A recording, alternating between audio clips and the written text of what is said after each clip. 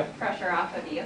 So I did, before I went to law school, I did my master's in health and exercise physiology and cardiac rehab, so I'm interested in health. So if the anti-federalists were alive today, and they could look at our society, what do you think they would think of our healthcare system as a centralized healthcare system where if you don't purchase in, you're penalized? What would an anti-federalist that was alive today, what would he or she think? Well, an anti-federalist would most certainly hate it. The anti-federalists are very, very vocal about their small and local governments, and I think that they would, we could stretch it and say that the anti-federalists would advocate for a state healthcare programs instead of our national one like we have today. Going from where my colleague went, yeah, I believe the same thing. States would have that choice instead of the federal government because they believe that a federal government that was too strong would promote tyranny. Therefore, they would want something that is local for like a homogeneous community.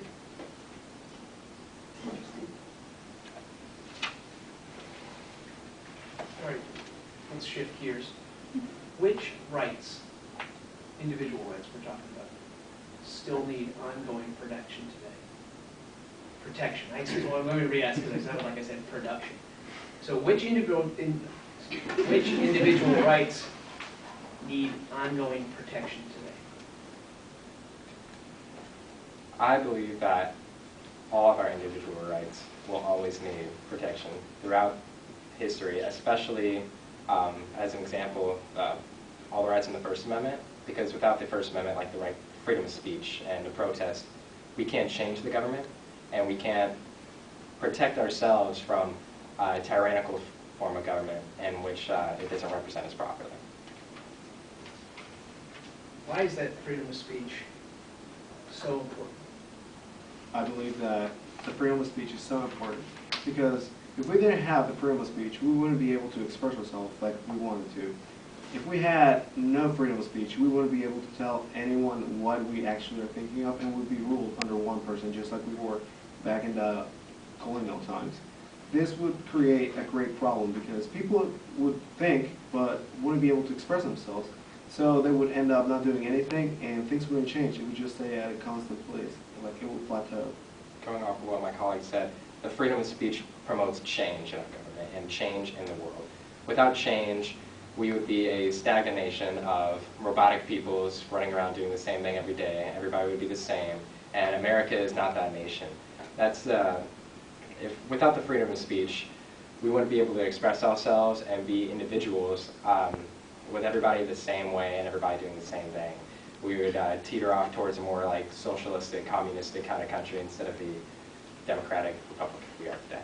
Going off of what both of my colleagues said, I think that freedom of speech is really important because that's how we elect our candidates for our branches of government. And if we didn't have the freedom of speech to elect them, we may not even have a government at all. So I'm going to switch gears too, and there's no right or wrong answer. I'm interested in your personal viewpoint, so just explain your personal viewpoint. Do you think that the current system of checks and balances that's in place today in our government is effective? Why or why not? And feel free to use an example if you want. I would say that our checks and balances are very effective today. Well, before last night, we had different parties and different branches of the government, and that is a check that the founders even didn't explicitly put in the Constitution itself. The different political parties, Democrats, Republicans, whatever you believe in, they check each other constantly, and that really keeps us safe today from any sort of a one-sided sway or tyrannical mistreatment. Also, the checks and balances the founders put on the different branches of the government. So, like, the executive cannot be a part of the legislative. The legislative is supreme to the other branches. The executive can veto laws made by the legislative.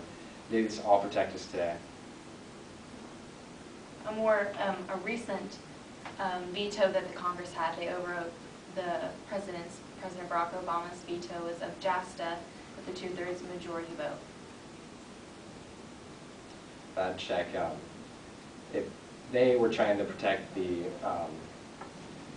common good, I mean, the president was trying to protect the common good because the president did not believe that in the Justice Against State-Sponsored Terrorist Act, that that we should be able to sue other governments because what's keeping other civilians from other countries from suing our government?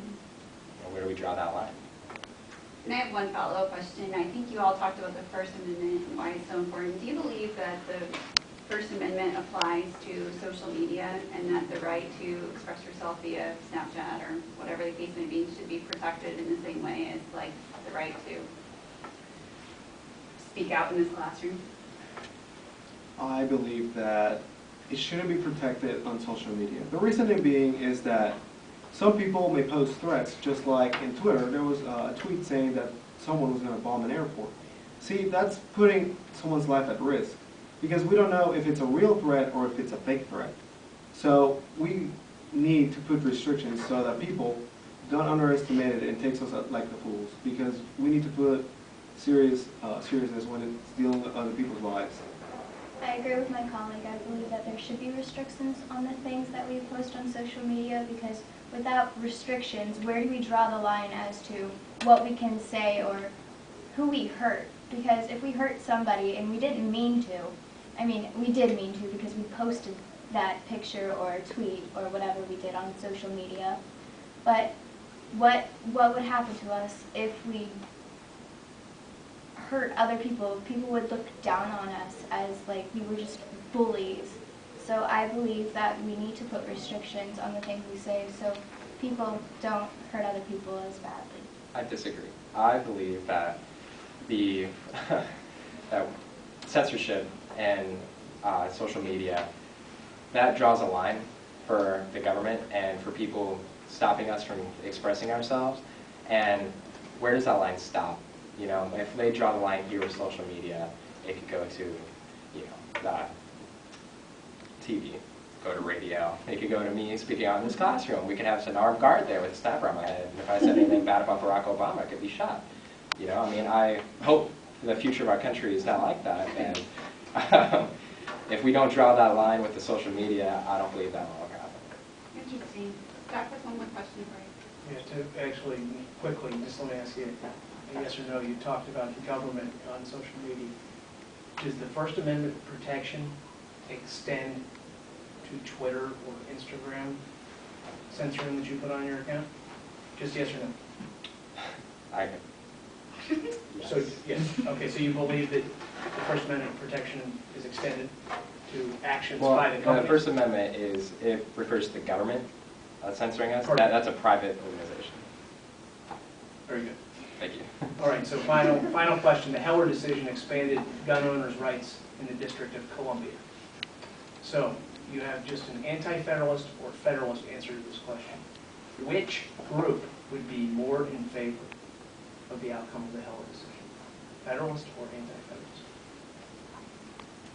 Can you rephrase the question? Okay, so the Heller decision outcome. expanded gun owners' rights, right? So in Okay, the yeah. District of Columbia, you now have more rights as a citizen related to gun ownership.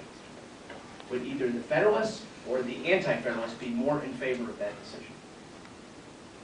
No, I would agree that, I would say that they would both be in favor. Okay, both is yours, you don't need to follow. Both? I can be Federalist. Federalists?